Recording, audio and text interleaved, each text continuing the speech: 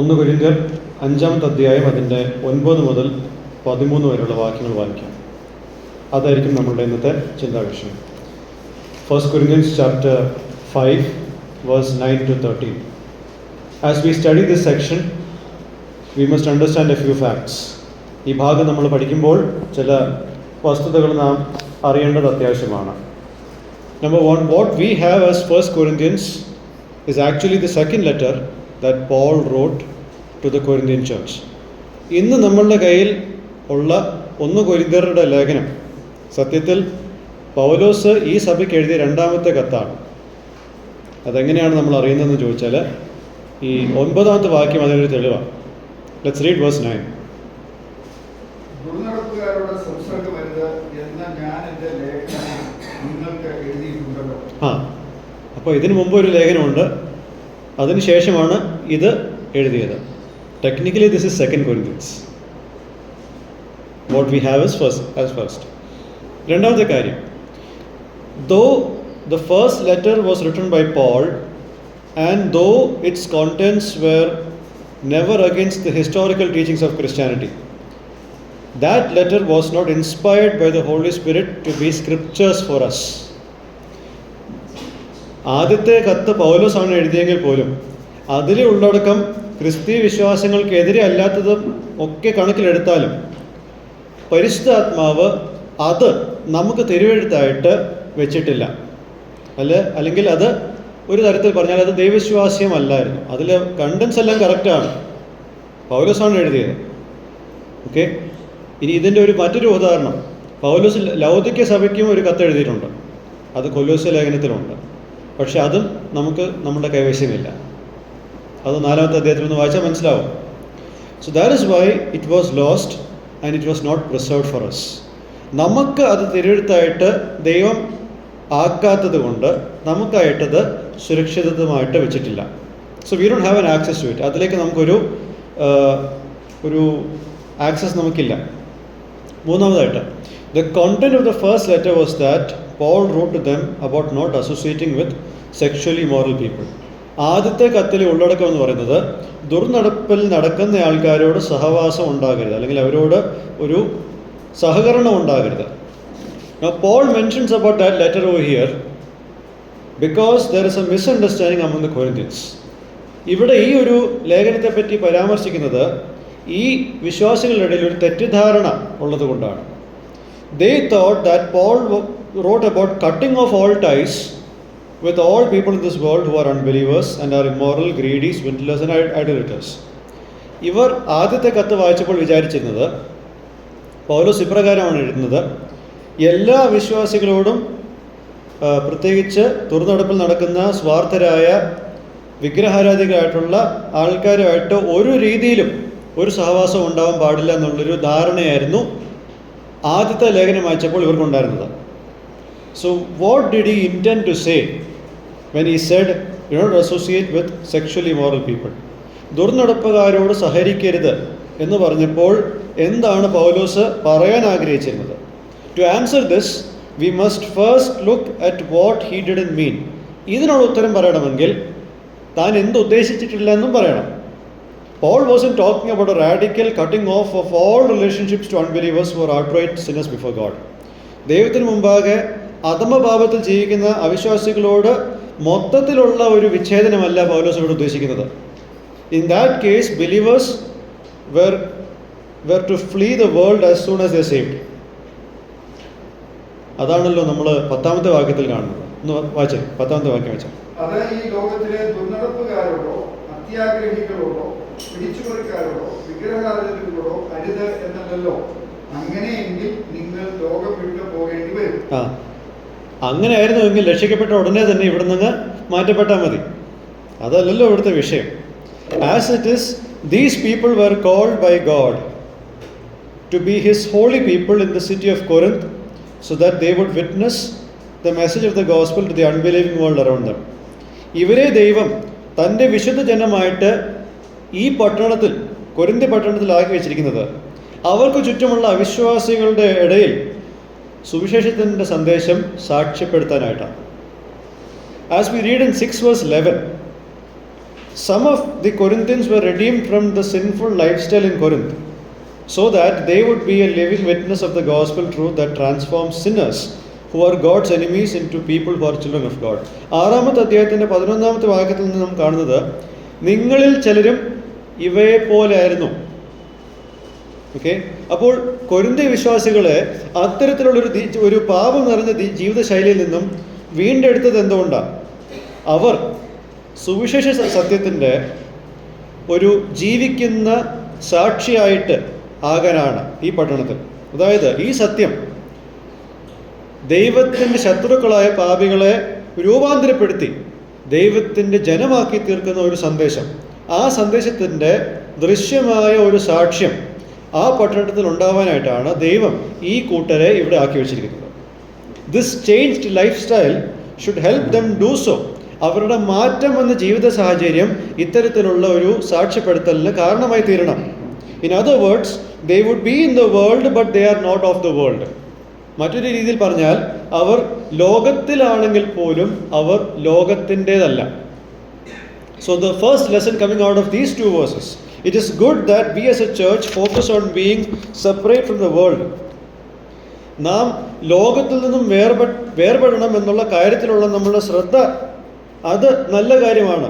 But as we focus too much upon the exclusivity, we unknowingly cut off all ties with the unbelieving world to the point that we have no contact at all with them. വേർപാടിൻ്റെ പേരിൽ, അതിതീവ്രമായ വേർപാടിൻ്റെ പേരിൽ നമുക്ക് അറിഞ്ഞോ അറിയാതോ സംഭവിക്കുന്നൊരു കാര്യം എന്താണെന്ന് വെച്ചാൽ, നമുക്ക് അവിശ്വാസികളുമായിട്ട് യാതൊരു തരത്തിലുള്ളൊരു സഹകരണമില്ല എന്നൊരു തലത്തിലേക്കാണ് നമ്മൾ പോകുന്നത്. എന്ന് വെച്ചാൽ ഒരു രീതിയിലുമുള്ള ഒരു കോണ്ടാക്റ്റ് നമുക്ക് അവരോടില്ല എന്നുള്ളൊരു തലത്തിലാണ് നമ്മൾ പലപ്പോഴും പോകുന്നത്. Now this is not to criticize the number of church meetings that we have during a week, but we have no time for those whom God has placed around us. നമുക്ക് ഉള്ള സഭായോഗങ്ങളുടെ എണ്ണത്തെപ്പറ്റി ഞാനിവിടെ വിമർശിക്കുകയല്ല, പക്ഷേ നമ്മളെ ദൈവം ആരുടെ മധ്യത്തിലാണ് ആക്കി വെച്ചിരിക്കുന്നത്, അവർക്ക് കൊടുക്കാനായിട്ട് സമയമില്ല. അതാണ് പറ്റിപ്പോകുന്നത്. And in that process, we may have burned up all the bridges that we could have used to proclaim the gospel with them. ഇത്തരത്തിൽ അവരുമായിട്ട് യാതൊരു സഹവാസമില്ലാത്ത ഒരു സാഹചര്യം വരുമ്പോൾ അവരുമായിട്ട് സുവിശേഷം പങ്കുവെക്കുവാനുള്ള എല്ലാ പാലങ്ങളും നമ്മളായിട്ട് തന്നെ അങ്ങ് ഇല്ലാണ്ടാക്കുകയാണ്. So how can we rebuild the bridges in order to be the salt and light of the world? ദൈവം നമ്മളെ ഈ ലോകത്ത് ഉപ്പും വെളിച്ചവുമായിട്ടാണ് വെച്ചിരിക്കുന്നത്. അപ്പോൾ അത്തരത്തിൽ നാം ആകണമെങ്കിൽ എങ്ങനെയാണ് ഈ പാലങ്ങൾ നാം പുനഃസ്ഥാപിക്കേണ്ടത്? Here are some ways, maybe some practical ways. നമുക്ക് നമ്മുടെ ജീവിതത്തിൽ പ്രായോഗിക തലത്തിൽ കൊണ്ടുവരാൻ പറ്റുന്ന ചില കാര്യങ്ങൾ നമുക്കൊന്ന് ചിന്തിക്കാം. 1. If you use public transport or if you are traveling somewhere, put away your smartphone and start looking at people around you and begin a basic interaction with them. Basic ആയിട്ടുള്ള മാനേഴ്സ് ആണത്. സ്വകാര്യ വാഹനങ്ങളല്ലാത്ത വാഹനങ്ങൾ, പൊതുവാഹനങ്ങൾ നാം ഉപയോഗിക്കുകയാണെങ്കിൽ, അല്ലെങ്കിൽ എവിടെയെങ്കിലും നാം യാത്ര ചെയ്യുകയാണെങ്കിൽ, നമ്മളുടെ ഫോണൊന്ന് മാറ്റി വെച്ചിട്ട് നമുക്ക് ചുറ്റുമുള്ള ആൾക്കാരെ നോക്കി അവരോട് ബേസിക് ആയിട്ടുള്ളൊരു interaction നമുക്കുണ്ടാവണം. Second, if you are studying in schools or colleges, try to cordially share the gospel with whom you study. നിങ്ങൾ സ്കൂളിലോ കോളേജിലോ പഠിക്കുന്ന ആൾക്കാരാണെങ്കിൽ നിങ്ങളോടൊപ്പം പഠിക്കുന്ന ആൾക്കാരോട് സൗഹൃദത്തിൽ അവരോട് സുവിശേഷം പങ്കിടുവാൻ നിങ്ങൾ ശ്രമിക്കണം. Third, if you are working, don't be a person who has absolutely no interaction with fellow office goers. നിങ്ങൾ ജോലി ചെയ്യുന്ന ഒരാളാണെങ്കിൽ, എന്താ പറയുക, കൂടെ ജോലി ചെയ്യുന്ന ആൾക്കാരുമായിട്ട് യാതൊരു ഇടപാടും ഇല്ലാത്ത ഒരാളായിട്ട് നിങ്ങൾ മാറരുത്. You should have enough friendships and people in a way that you have the freedom to talk to people about the gospel or invite them for church meetings. നിങ്ങൾക്ക് മതിയായ സൗഹൃദങ്ങൾ നിങ്ങൾക്ക് ചുറ്റും ഉണ്ടാവണം. എന്ന് വെച്ചാൽ അവരോട് സുവിശേഷം പറയാനുള്ള സ്വാതന്ത്ര്യം ഉണ്ടാകുന്ന, അവരെ സഭായോഗങ്ങൾക്ക് ക്ഷണിക്കാൻ തക്ക രീതിയിലുള്ള സൗഹൃദങ്ങൾ നിങ്ങൾക്ക് ഉണ്ടാവണം. Fourth, if you are going to play any sport, it is good to go out with church people. But it will be helpful if you can invite any of your unbelieving friends for a game and build friendships by which you can share about the gospel. ഒരു കായിക കാര്യത്തിനായിട്ട് നിങ്ങൾ ഇറങ്ങി പുറപ്പെടുമ്പോൾ പലപ്പോഴും നമ്മളുടെ തന്നെ ചർച്ചിലെ ആൾക്കാരെയാണ് കൂടുതലും വിളിക്കാറ്. പക്ഷേ അതോടൊപ്പം തന്നെ നമ്മൾ അന്യമതത്തിൽപ്പെട്ട ആൾക്കാരെയും നമ്മൾ ക്ഷണിക്കണം. അങ്ങനെ സൗഹൃദങ്ങൾ ഉണ്ടായി അവരോട് സുവിശേഷം പങ്കിടാനുള്ള മാർഗങ്ങൾ നമ്മൾ കണ്ടെത്തണം. Now this is not an exhaustive list of what we can do. നമുക്ക് ചെയ്യാൻ പറ്റുന്നതിൻ്റെ ഒരു പൂർണ്ണ ഒരു ലിസ്റ്റ് അല്ല ഇത്. But these are some we can.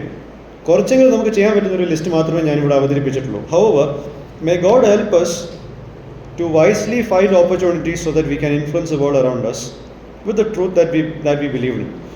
നമുക്ക് കിട്ടിയ അവസരം ജ്ഞാനത്തോടെ ഉപയോഗിക്കുവാൻ ദൈവം നമ്മളെ സഹായിക്കട്ടെ. നമുക്ക് ചുറ്റുമുള്ള ലോകത്തെ നമുക്ക് ഈ സത്യത്താൽ സ്വാധീനിക്കുവാൻ നമുക്ക് ദൈവം സഹായിക്കട്ടെ, നമ്മളെ ദൈവം സഹായിക്കട്ടെ.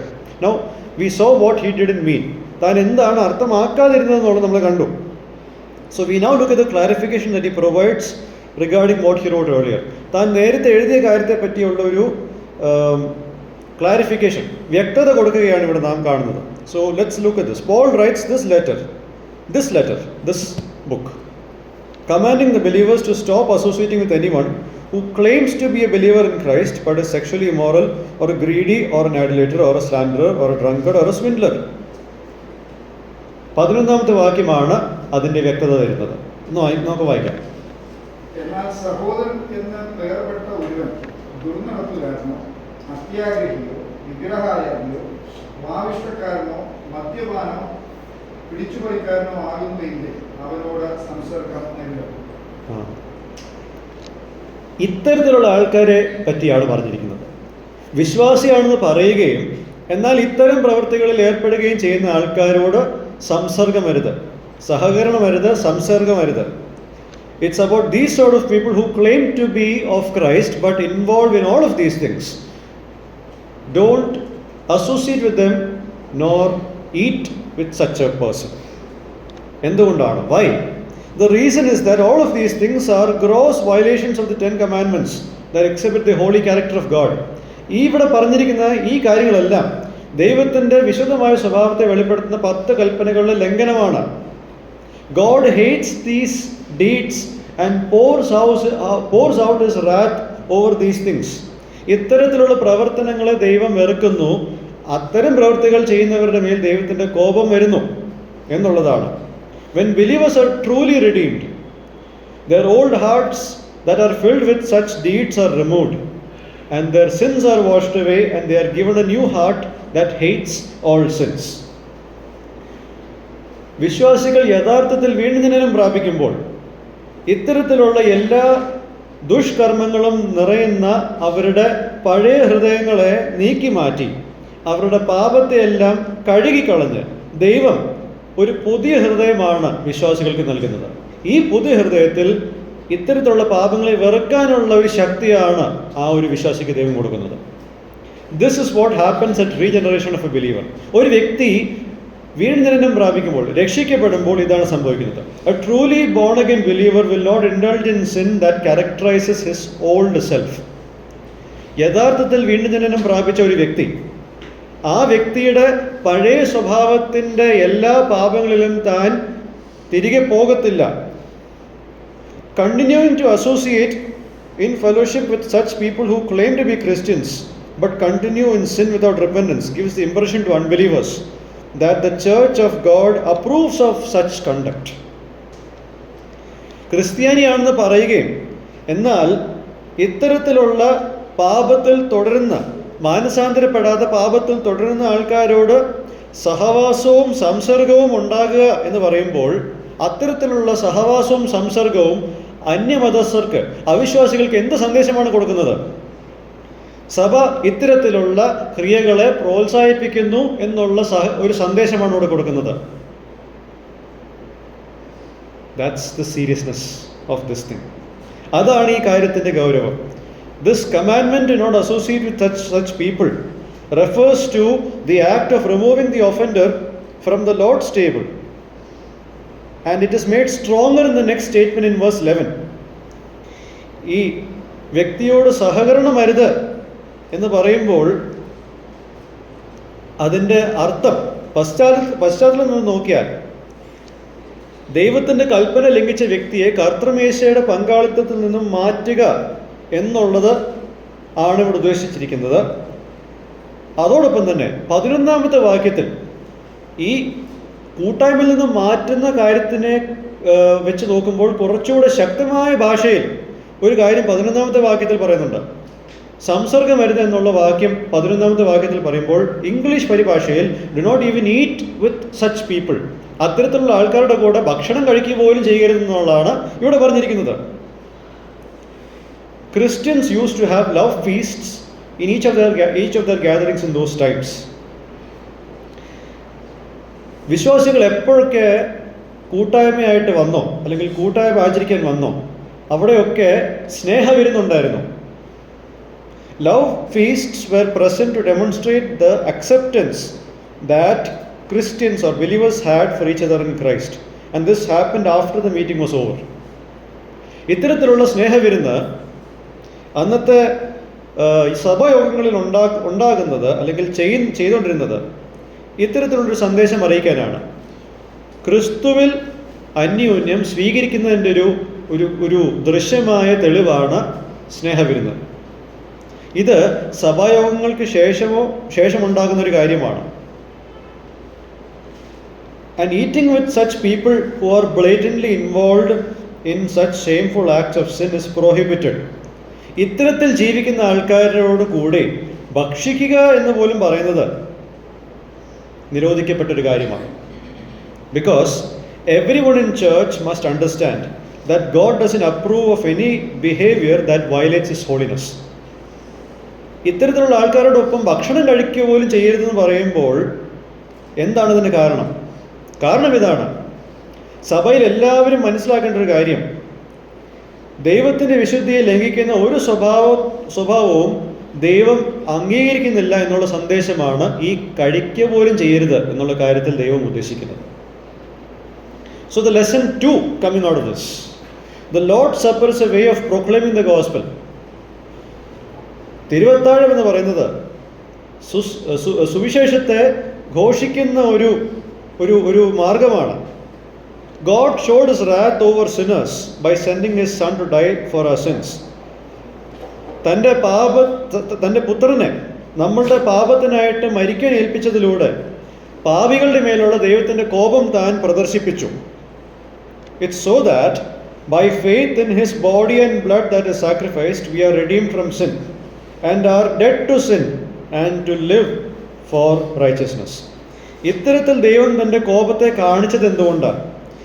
കർത്താവിൻ്റെ ശരീരത്തിലും രക്തത്തിലും ആക്കപ്പെട്ട ഈ രണ്ട് കാര്യത്തിലും നാം നമ്മളുടെ വിശ്വാസം അർപ്പിക്കുമ്പോൾ നാം പാപത്തിൽ നിന്നും വീണ്ടെടുക്കപ്പെട്ടവരായി, നാം പാപത്തോട് മരിച്ചവരായി, നീതിക്കായിട്ട് ജീവിക്കുന്നവരായിട്ടാണ് ദൈവം ഈ രക്ഷണ പ്രവൃത്തിയെ ആക്കി വെച്ചിരിക്കുന്നത്.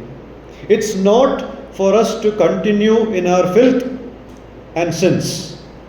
നാം നമ്മളുടെ പാപത്തിൽ തുടരാനായിട്ടല്ല ഇത് നമ്മളോട് പറഞ്ഞിരിക്കുന്നത്.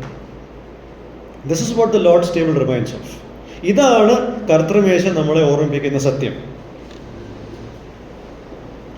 Those who are transformed from within through belief in the deity of Jesus, His life, His death and resurrection, are the ones who should partake from the Lord's table. കർത്താവിൻ്റെ ദൈവത്വത്തിലും ജീവിതത്തിലും മരണത്തിലും പുനരുദ്ധാനത്തിലും വിശ്വസിച്ച് രൂപാന്തരം പ്രാപിക്കപ്പെട്ട ആൾക്കാരാണ് തിരുവത്താഴത്തിൽ നിന്നും പങ്കെടുക്കേണ്ടവർ. They are characterized by a turning away from sin. അത്തരത്തിൽ യഥാർത്ഥമായിട്ടുള്ള വിശ്വാസം അർപ്പിച്ചിട്ടുള്ള ആൾക്കാർ, അവരെ കാണുമ്പോൾ നമുക്ക് തിരിച്ചറിയാൻ പറ്റുന്നൊരു അടയാളം പാപത്തിൽ നിന്നും വിട്ടൊഴിഞ്ഞു പോകുന്ന ഒരു ജീവിതശൈലിയാണ്. They turning away from sin. Unfortunately, there are many in church whose hearts have not been changed in relation to sin. ദുഃഖത്തോടെ പറയട്ടെ, സഭായോഗങ്ങൾക്കുള്ളിൽ അനേകം പേർ പാപത്തോടുള്ള ബന്ധത്തിൽ ഹൃദയം മാറ്റപ്പെടാത്ത അവസ്ഥയിൽ ആയിരിക്കുന്നുണ്ട്. Those people are living in a false assurance that they are saved. ഒരു തെറ്റിദ്ധാരണയുടെ പുറത്താണ് അത്തരത്തിലുള്ള ആൾക്കാർ ജീവിക്കുന്നത്. അവർ രക്ഷിക്കപ്പെട്ടിരിക്കുന്നു എന്നുള്ളൊരു തെറ്റിദ്ധാരണയുടെ പുറത്താണ് കുറേ ആൾക്കാർ, അത്തരത്തിലുള്ള ആൾക്കാർ ജീവിക്കുന്നത്. They may have made a verbal confession of salvation early in their life. വാഗുണ്ട് അവർ ക്രിസ്തുവിനെ രക്ഷിതാവും കർത്താവും എന്ന് ഏറ്റു പറഞ്ഞിട്ടുണ്ട്. But there is no transformation of the heart. എന്നാൽ ഹൃദയത്തിലെ ഒരു മാറ്റം, മനപരിവർത്തനം അവിടെ നടന്നിട്ടില്ല. There is zero awareness of the sin, of the seriousness of the sins they commit. അത്തരത്തിലുള്ള ആൾക്കാർ ചെയ്തുകൊണ്ടിരിക്കുന്ന പാപത്തിൻ്റെ ഗൗരവം അവർക്ക് അറിയാൻ കഴിയുന്നില്ല. They live lives that are more like the unbelieving world around them rather than mirroring the lifestyle that the word of God and Jesus demands. ദൈവത്തിൻ്റെ വചനവും യേശുക്രിസ്തുവും കൽപ്പിക്കുന്ന ജീവിതശൈലിയുടെ ഒരു കാഴ്ച അവരിലില്ല. മറിച്ച് അവർക്ക് ചുറ്റുമുള്ള ലോകത്തിൻ്റെ സ്വഭാവം എന്താണോ അതുപോലെ തന്നെയാണ് അവർ ജീവിക്കുന്നത്.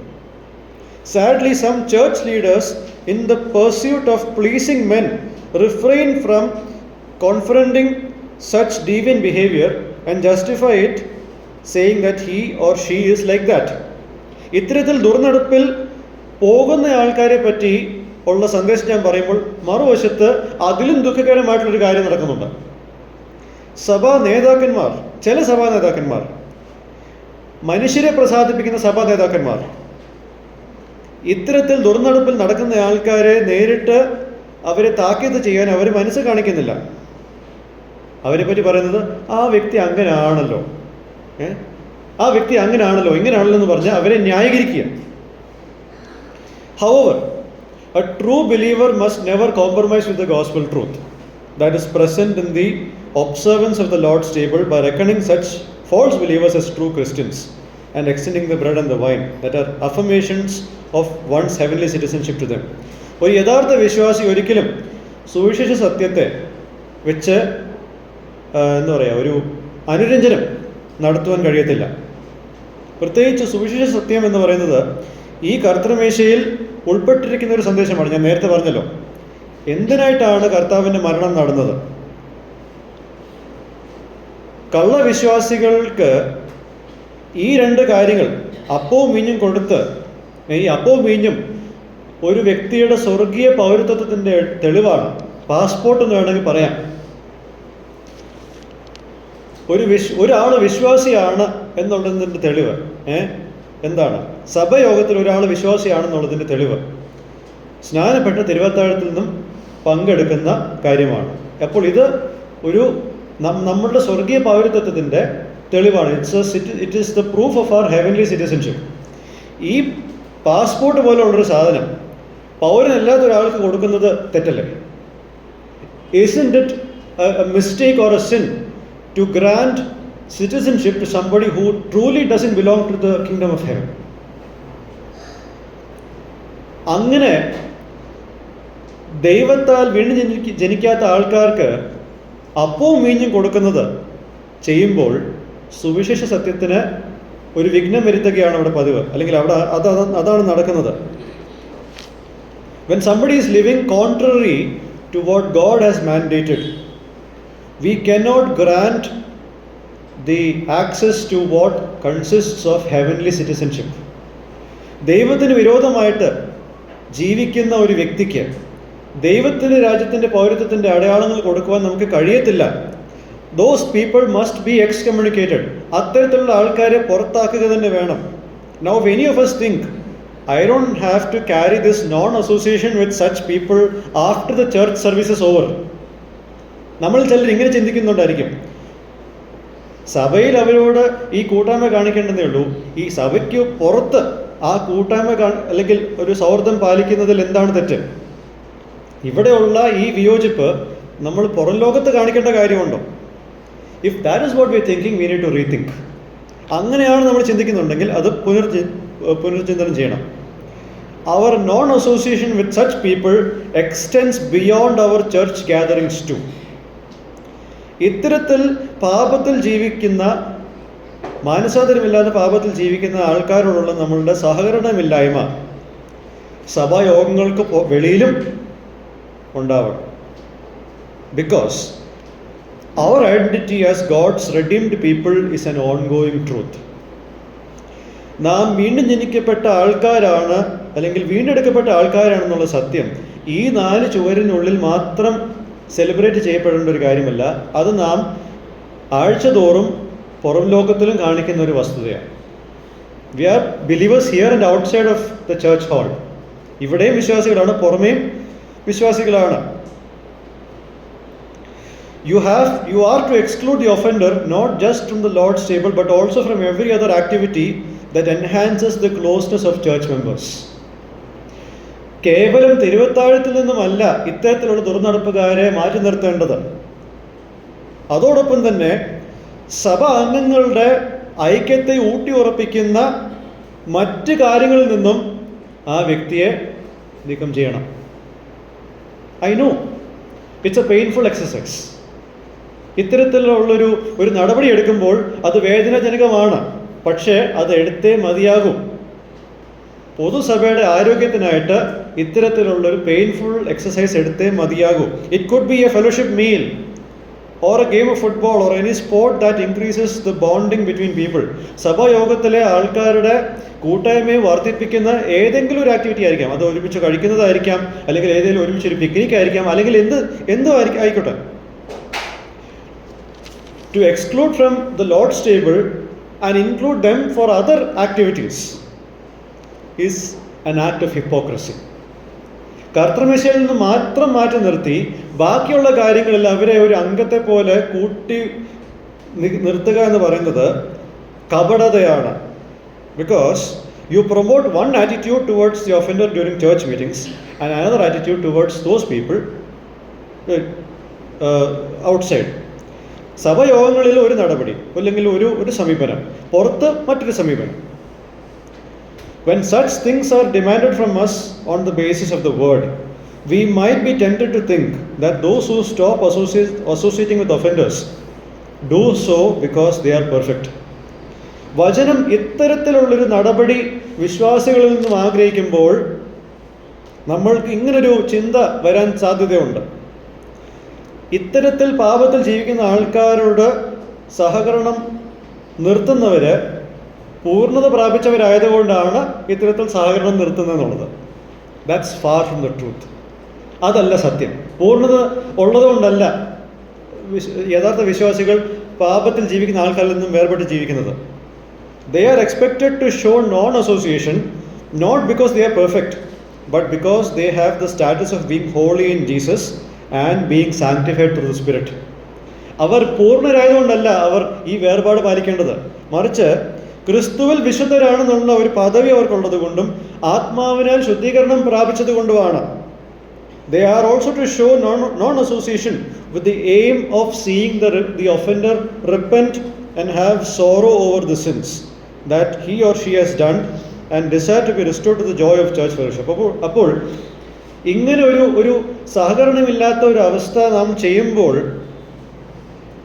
എന്താണ് അതിലെ ആത്യന്തിക ലക്ഷ്യം? അത് മറക്കരുത്. മുറിച്ച് എന്നേക്കുമായിട്ട് കളയാനല്ല, മറിച്ച് ആ വ്യക്തി ആ പാപത്തിൽ നിന്നും മാനസാന്തരപ്പെട്ട് പാപത്തിൽ ദുഃഖിച്ച് തിരികെ വരണം, സഭായോഗത്തിൻ്റെ സന്തോഷത്തിലേക്ക് മടങ്ങി വരണം എന്നുള്ളൊരു ഉദ്ദേശത്തിലാണ് ആ വ്യക്തിയെ മാറ്റി നിർത്തുന്നത്. എല്ലാ കാര്യത്തിൽ നിന്നും, കർത്തൃമേശയിൽ നിന്നും, അതുമായിട്ട് ബന്ധപ്പെട്ട് കൂട്ടായ്മ വർദ്ധിക്കുന്ന എല്ലാ കാര്യത്തിൽ നിന്നും. As Paul deals with this issue, he asks two questions in verse 12. 12ാമത്തെ വാക്യത്തിൽ 2 ചോദ്യങ്ങളാണ് പൗലോസ് ചോദിക്കുന്നത്. വായിച്ചു. പുറത്തുള്ളവരെ വിധിപ്പാൻ എനിക്ക് എന്ത് കാര്യം? നിങ്ങൾ അകത്തുള്ളവരെ അല്ലയോ വിധിക്കുന്നത്? പുറത്തുള്ളവരെ ദൈവം വിധിക്കുന്നു. നിങ്ങളുടെ ഇടയിൽ നിന്ന് നീക്കിക്കളയും. Yes. What business is it of mine to judge those outside? പുറത്തുള്ളവരെ വിധിക്കുന്നതിൽ എനിക്ക് എന്താണ് കാര്യം? The answer is given in the same verse, in verse 13. ദൈവം നേരിട്ട് പുറത്തുള്ളവരോട് നേരിട്ട് ഇടപെട്ടോളൂ. God will deal directly with the sins of those who are not in his community. Believers have no business dealing with unbelievers' sins. അവിശ്വാസികളുടെ പാപത്തെ സംബോധന ചെയ്യുവാൻ വിശ്വാസികൾക്ക് യാതൊരു ബിസിനസ്സും ഇല്ല. Are you not a judge inside? അകത്തുള്ളവരെ വിധിക്കാൻ നിങ്ങൾക്ക് ഉത്തരവാദിത്തമില്ലേ? The answer is yes. അകത്തുള്ളവരെ വിധിക്കാൻ നിങ്ങൾക്ക് ഉത്തരവാദിത്തമുണ്ട്. Believers are responsible to judge the deviant behaviour of fellow believers. കൂട്ടുവിശ്വാസികളുടെ തെറ്റായ പ്രവൃത്തികളെ സംബോധന ചെയ്യുവാനും അതിനെ ശാസിക്കാനും തിരുത്തുവാനും വിശ്വാസികൾക്ക് ഉത്തരവാദിത്വമുണ്ട്. Having said that, Paul ends this section by quoting Deuteronomy 13 verse 5. ആവർത്തന പുസ്തകം 13:5 ഇവിടെ ഉദ്ധരിച്ചിട്ടാണ് ഈ ഒരു ഭാഗം പൗലോസ് ഇവിടെ അവസാനിപ്പിക്കുന്നത്. ആ 13ാമത്തെ വാക്യത്തിന്റെ അവസാനത്തെ ഭാഗം അതെന്താണ് നമ്മൾ വായിക്കുന്നത്? Remove the wicked man from amongst your selves. വായിച്ചേ. അല്ലല്ല, ഈ ഭാഗം തന്നെ 13ാമത്തെ വാക്യം, ലാസ്റ്റ് ഭാഗം. Yes, the church must safeguard its purity that is associated with being God's people, just as Israel was supposed to safeguard their community from people who disregard God's law. എപ്രകാരം Israel മക്കൾ അവരുടെ സമൂഹത്തിൽ നിന്നും ദൈവത്തിൻ്റെ ന്യായപ്രമാണത്തെ നിന്ദിക്കുന്നവരെ പുറത്താക്കി ആ സമൂഹത്തെ സുരക്ഷിതമാക്കിയോ, അപ്രകാരം സഭ ദൈവത്തിന് ജനം ആണെന്നുള്ളതിൻ്റെ ഒരു ശുദ്ധതയുണ്ട്, വിശുദ്ധിയുണ്ട്. ആ വിശുദ്ധിയെ കാത്തു സൂക്ഷിക്കാൻ സഭയ്ക്ക് ബാധ്യസ്ഥത ഉണ്ട്. So the lesson 3 here, when an offense or deviant behavior takes place among God's people, don't just sit back and say God will deal with it. വിശ്വാസികളുടെ ഇടയിൽ ദൈവത്തിൻ്റെ വചനത്തിന് വിരോധമായിട്ടുള്ള, ദൈവത്തിൻ്റെ ഹിതത്തിന് വിരോധമായിട്ടുള്ളൊരു കാര്യം നടക്കുമ്പോൾ വെറുതെ ചുമ്മാതിരുന്നിട്ട് ദൈവം അത് നോക്കിക്കോളും എന്ന് പറയുന്നതിൽ അർത്ഥമില്ല. ഗോഡ് ഡീൽസ് ത്രൂ മാൻ. ഏത് കാര്യവും ദൈവം ഇടപെടുന്നത് മനുഷ്യരിലൂടെയാണ്. So we are to make it an issue and judge the offender who maligns God's testimony. ഇത്തരത്തിൽ ദുർനടപ്പ് നടക്കുമ്പോൾ അതിനെ ഒരു പ്രശ്നമായിട്ട് തന്നെ കണ്ട് അതിനെ സംബോധന ചെയ്യണം, അതിനെ വിധിക്കണം. കാരണം അത് വിധിച്ചില്ലെങ്കിൽ ദൈവത്തിൻ്റെ സാക്ഷ്യത്തിനാണ് വിഘ്നം സംഭവിക്കുക. ഇത്തരത്തിലുള്ള ആൾക്കാരാണ് നിങ്ങൾ സഭയിൽ വരുന്നതെന്ന് പറഞ്ഞാൽ പിന്നെ പുറത്തുള്ള ആൾക്കാരുടെ ഇടയിൽ സൽപ്പേരാണ് ഉണ്ടാകുന്നത്. Is this going to be a good testimony when such people are part of our community or part of our church? ഇത്തരത്തിലുള്ള ആൾക്കാരാണ് ഇവിടെ ഉള്ളതെന്ന് അവർ കണ്ടാൽ അവരിങ്ങോട്ട് എങ്ങനെ വരും? If we are tolerating such bad people in our church, then how in the world will our unbelievers be attracted to this message? It's not just about church discipline, it's about being bothered about the character of God. സഭാ ശിക്ഷണ നടപടി മാത്രമല്ല ഇവിടുത്തെ വിഷയം. ഇവിടെ ദൈവത്തിൻ്റെ വിശുദ്ധിയെ പറ്റി ബോധവാന്മാരാകുന്നതാണ് കാര്യം. അത് ശരിയായാൽ ബാക്കിയെല്ലാം ശരിയാവും. When that is taken care of, everything else will fall into place. So Paul is done with that topic and he moves to chapter 6 where he has another topic to address. ഈ സഭയിൽ മൊത്തം പ്രശ്നങ്ങളാണ്, Corinth സഭയിൽ മൊത്തം പ്രശ്നങ്ങളാണ്. ഒന്നിനു പുറകെ ഒന്നായിട്ട് ഇങ്ങനെ പ്രശ്നങ്ങൾ വന്നുകൊണ്ടിരിക്കുക. അതിനുള്ള എല്ലാ കാര്യങ്ങളും താൻ പറഞ്ഞുകൊണ്ടിരിക്കുകയാണ്. So let's in the next session deal with chapter 6 verse 1 to 6 and see what Paul is trying to address there. May God's name be glorified.